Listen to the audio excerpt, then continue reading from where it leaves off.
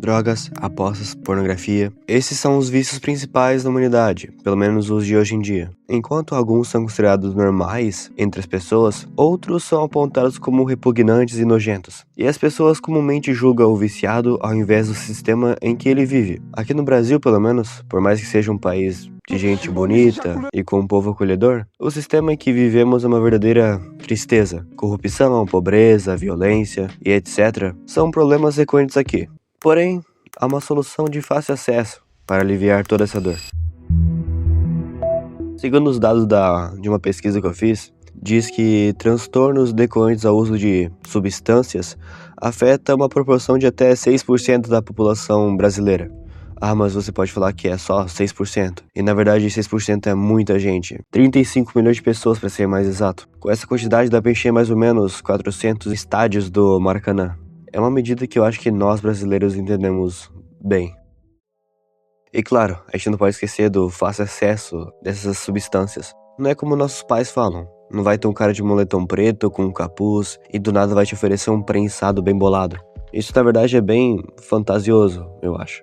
É muito mais provável que um amigo seu te ofereça do nada, no meio de uma resenha de vocês. E isso é muito preocupante, já que não é um vilão cabuloso de anime que tá te oferecendo uma magia maligna, e sim o seu parceiro que tá te concedendo aquilo com a maior naturalidade do mundo. E nesse momento não parece algo perigoso, parece até leve. Você pode até estranhar, mas parece até inofensivo. Relaxa, é só uma vez.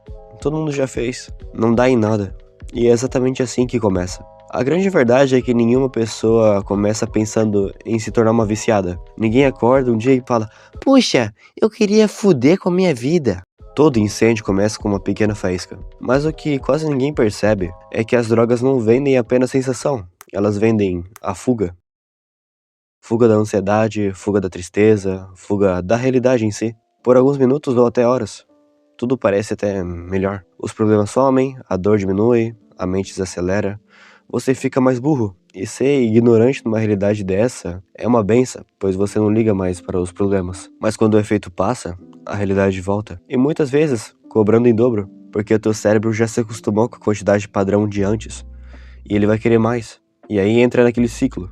Você usa para fugir, mas a cada vez que você foge, sua vida piora, e quanto pior fica, adivinha, mais vontade de sumir você tem. Mas sumir para onde? Você já não tem nada. Você já não tá usando mais por diversão. Você tá usando pra sobreviver. E eu não tô falando metaforicamente. É realmente possível você ir de base por abstinência. E aí que o vício piora de vez. Você já não tem prazer nisso. Você tá usando por necessidade. E é bem cruel porque a sociedade olha pra pessoa e diz: falta de caráter, falta de força. Você escolheu isso, mas ninguém vê o caminho até ali. Ninguém vê o ambiente, as dores, as pressões, as falhas do sistema. Porque é muito mais fácil culpar o indivíduo do que questionar o mundo que ele vive. E enquanto isso, as mesmas coisas que destroem as pessoas continuam sendo bem acessíveis. É sério, às vezes eu até me pergunto como adolescentes ordinários conseguem ter o acesso tão fácil. Mas no fim, um sistema que lucra com a dor nunca vai ter interesse em curar o vício. Betts, ou mais popularmente conhecido como Tigrinho. Vocês já devem estar cansados desse assunto. Dispensa totalmente apresentações. Todo mundo já sabe dos problemas que isso pode causar, todo mundo já viu aquele vídeo do Feca sobre a CP das Betts, mas eu irei abordar o assunto de forma diferente. Vou falar sobre o design. Olha pra isso. Isso é extremamente infantil para algo de extrema seriedade. Os caras são realmente muito visionários. Se fosse uma interface séria, tipo, sei lá, um banco ou um contrato jurídico, você se sentiria muito mais peso ao postar. Mas com esse visual fofinho e leve, reduz a sensação de perda e faz parecer que você está jogando um joguinho. E o nome disso é dissociação emocional, um elemento de defesa da nossa cabeça que é usado de forma inteligente contra ela mesma. O nosso cérebro transforma o sentimento de cuidado com o dinheiro em imprudência, em relação ao bem material mais precioso que a gente pouco tem. Dá a sensação que a gente não tá fazendo uma aposta, e sim jogando Candy Crush ou Clash Royale.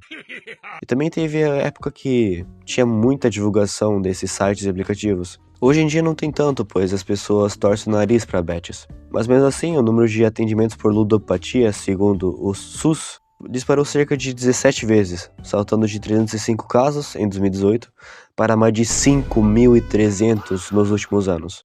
E caramba, 17 vezes é muita coisa. E isso tudo num país que a justiça diz que é proibido os cassinos. Mas existem os online. Fazer o quê? A explosão de sites e das bets no Brasil ocorreu porque o jogo foi legalizado em 2018. E desde então, o nosso Brasa operou com poucas restrições, o que ferrou com tudo, cara. Isso atraiu muitas empresas do mundo todo que impulsionaram o mercado com marketing agressivaço, principalmente no futebol, já que é um esporte que faz parte da nossa cultura. Eles sabiam exatamente o que estavam fazendo. Bem, eu tenho um relato meio pessoal sobre a questão das bets.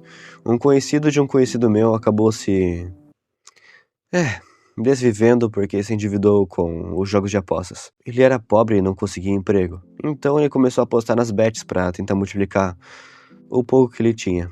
E acabou se viciando. Era a única solução que tinha na cabeça dele. E o mais bizarro nisso tudo é que o mecanismo é sempre o mesmo. Não importa se é droga, aposta, álcool ou qualquer outra coisa. No fundo, todos eles seguem a mesma lógica, te dá uma sensação rápida de prazer ou até de salvação, enquanto destrói você lentamente por dentro. Mas existe um tipo de vício que é ainda mais silencioso e muito mais difícil de perceber, porque diferente das drogas, você não precisa de um amigo para te oferecer. Não precisa sair de casa, não precisa gastar dinheiro, pelo menos no começo. Ele simplesmente já está no seu bolso, disponível 24 horas por dia, de graça, sem ninguém para te julgar. E o pior disso tudo, a sociedade normaliza. E eu tô falando da pornografia.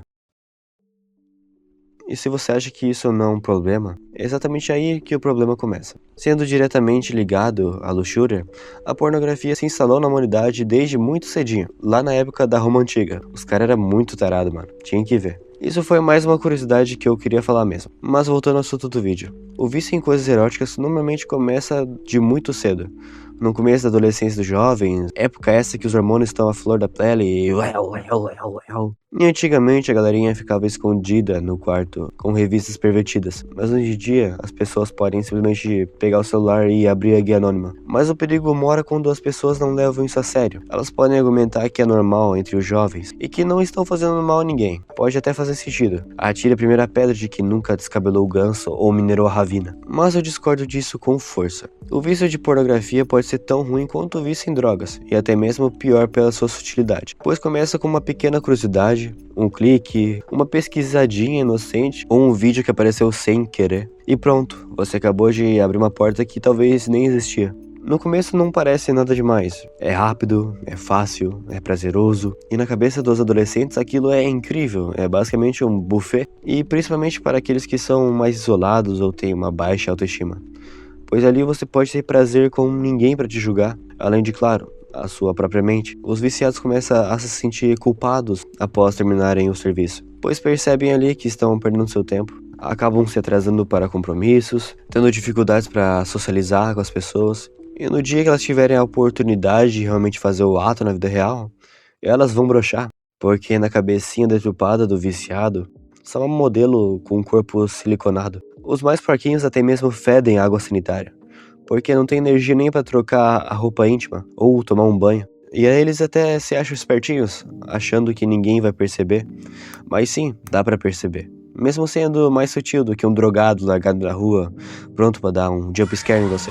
Como já citei, o cheiro de água sanitária ou urina emanando da aura da criatura. O comportamento, normalmente as pessoas não conseguem nem fazer contato visual com o sexo oposto, ou até mesmo o próprio gênero. E esse vício é triste porque você sabe que você tá errado, e ainda assim você tá preso nesse ciclo maldito. Dá pra até ver nos próprios comentários desses sites com o pessoal desabafando como a vida deles é triste, e só sentem prazer batendo uma.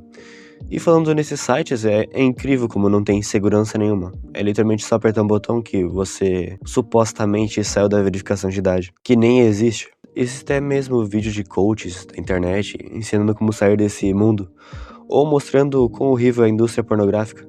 Mas normalmente nem adianta, o ciclo continua. Curiosidade, prazer, culpa, promessa, recaída. De novo, e de novo, e de novo. Os vídeos leves que você assistia não te animam mais.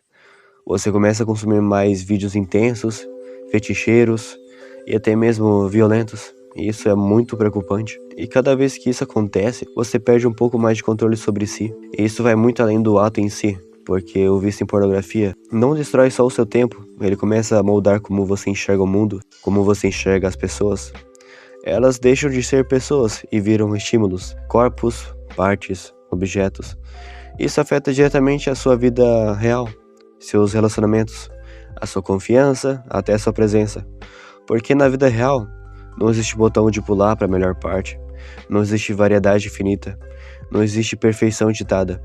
E o seu cérebro acostuma com o fácil e começa a rejeitar o real. E aí vem a frustração, a ansiedade, a comparação, a insegurança. E você volta para onde? O mesmo lugar que te abraça e ao mesmo tempo o mesmo lugar que lentamente te mata. É como tentar matar a sede bebendo água do mar. Quanto mais você consome, mais sedento você fica. E mesmo com tudo isso, ainda tratam como se fosse só uma brincadeira, só um hábito, só uma coisa de adolescente. Mas não é.